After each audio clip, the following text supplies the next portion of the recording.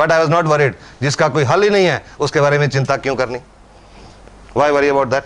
जिसका सोल्यूशन नहीं है। उस मीटिंग में जब इस गैनोडर्मा के बारे में इंफॉर्मेशन दी गई, आई टुक इंटरेस्ट।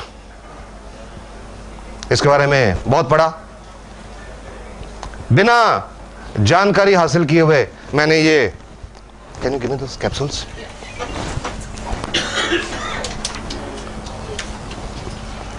जब उस मीटिंग में बताया गया कि एक औरत को 5 साल से गठिया था, उन्होंने ये RGGL के कैप्सूल खाए और कुछ महीनों में चलने लगी, बहुत हैरान हुआ। ये सुन के बहुत हैरान हुआ। But I think I did a wise thing that day, कि इस बात को रिजेक्ट नहीं किया।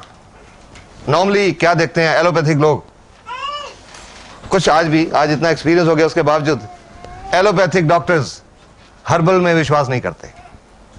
बट मैंने शायद यही एक वाइज डिसीजन लिया कि मैंने उस इंफॉर्मेशन को रिजेक्ट नहीं किया। ये नहीं कि ब्लाइंडली एक्सेप्ट कर लिया। वो स्पीकर जो उस मीटिंग में बोल रहे थे, उनको मैंने यही कहा कि मेरे को कुछ पढ़ने के लिए दीजिए, लिटरेचर दीजिए, गिव मी इंफॉर्मेशन। उन्होंने बहुत इंफॉर्मेशन दी। कुछ दिन पढ़ता रहा, वेबसाइट, बुक्स, लिटरेचर्स, और 6-7 दिन 8 दिन सब स्टडी करने के बाद मेरे को यह नहीं समझ आई कि इससे गठिया कैसे ठीक होगा। यह नहीं समझ आया। लेकिन एक बात समझ आ गई, पूरी तसल्ली कर ली एक बात पे, कि अगर मैं ये RGGL के कैप्सूल खाना शुरू करूं, ये मेरे को कोई नुकसान नहीं करेंगे। बस सिर्फ ये चीज समझ आई कि इसका कोई साइड इफेक्ट नहीं होगा। Will talk the question later on. सिर्फ ये बात पे तसल्ली की कि इससे कोई साइड इफेक्ट नहीं होगा, कोई नुकसान नहीं होगा। ये सोच के 14 जनवरी 2002 जो DXN का सिस्टम है, कंपनी के साथ रजिस्ट्रेशन होती है, फॉर्म भरना पड़ता है, मैंने भी अपना फॉर्म भरा और ये कैप्सूल RGGL खाने शुरू किए। भगवान का नाम लिया सबसे पहले और इस पे विश्वास किया। फेथ कहते हैं, विश्वास बहुत जरूरी होता है। बहुत लोग कहते हैं फलां डॉक्टर, उस डॉक्टर पे हमको इतना विश्वास है वो मिट्टी की पुड़ी भी देगा तो ठीक हो जाएंगे। विश्वास, इस पे विश्वास किया। और तीसरा, I gave a message to my mind कि मुझे अपाहिज नहीं होना, मुझे ठीक होना है। क्योंकि ये भी मैंने कहीं से सुना था, सीखा था कि अगर इंसान का जिंदगी के प्रति पॉजिटिव एटीट्यूड हो तो 30% प्रॉब्लम उसी से ठीक हो जाती है। और ये एक साइंटिफिक फैक्ट है। जब पॉजिटिव एटीट्यूड होता है, पॉजिटिव थॉट्स होती हैं, हमारे दिमाग में कुछ केमिकल्स रिलीज होते हैं, वो हमारे इम्यून सिस्टम को स्टिमुलेट करते हैं। तो ये 3 काम करके ये कैप्सूल खाने शुरू किए। एंड आई वॉज सरप्राइज्ड कि जब कुछ हफ्तों में, जस्ट ए फ्यू वीक्स, ये मेरे जॉइंट्स काम करने लगे, नॉर्मल चलने लगा। फिर मुझे लगा कि वाकई ये लोगों की जिंदगी बदलती है। उसके बाद इसके बारे में लोगों से बात करनी शुरू की, क्योंकि लगा इसमें बहुत सारे लोगों की प्रॉब्लम का हल हो सकते हैं। क्योंकि 30 साल की एलोपैथिक प्रैक्टिस में तो यही लगा था कि अगर डायबिटीज है तो सारी उम्र टीके लगते रहेंगे या गोलियां खाते रहेंगे, उससे शुगर का लेवल तो ठीक रहेगा, पर आने वाले टाइम में गुर्दे फेल हो जाएंगे, आने वाले टाइम में आंखें खराब हो जाएंगी, आने वाले टाइम में पैर में नाड़ियों में कोई प्रॉब्लम होगी, किसी के पैर कट भी जाएंगे। किसी को अस्थमा की प्रॉब्लम है तो चाहे वो अस्थमा का अटैक हो, टीका लग के ठीक हो जाएगा, लेकिन आने से रुकेगा नहीं। इसमें, इस प्रोडक्ट में ये नजर आया कि शायद प्रॉब्लम जड़ से ठीक हो सकती है।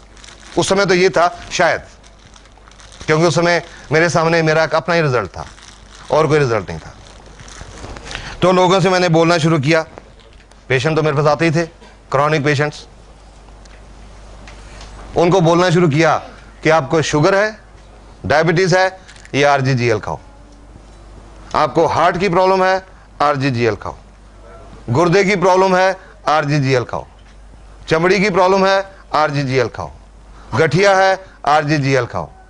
कैंसर है, RGGL खाओ। हाई ब्लड प्रेशर है, RGGL खाओ। लो ब्लड प्रेशर है, RGGL खाओ। तो आप समझ सकते हैं कि मेरा बहुत मजाक उड़ाया जाता था, बहुत मजाक उड़ाया जाता था मेरा।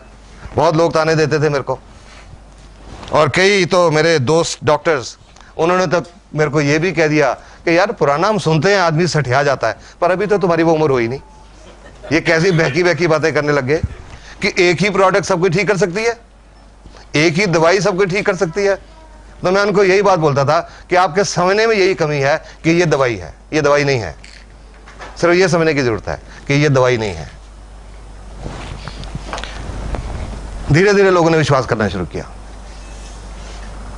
क्योंकि कॉन्फिडेंस था, कॉन्फिडेंस से बोलता था, because I had understood this product. विश्वास के साथ बोलता था, कॉन्फिडेंस के साथ बोलता था। धीरे धीरे लोगों ने विश्वास करना शुरू किया, इस्तेमाल करना शुरू किया, लोगों की प्रॉब्लम ठीक होने लगी। उन्होंने और आगे लोगों को बोलना शुरू किया, वो ठीक होते गए, और इस तरह करते करते ये लगभग 3.25 का सफल गुजर गया।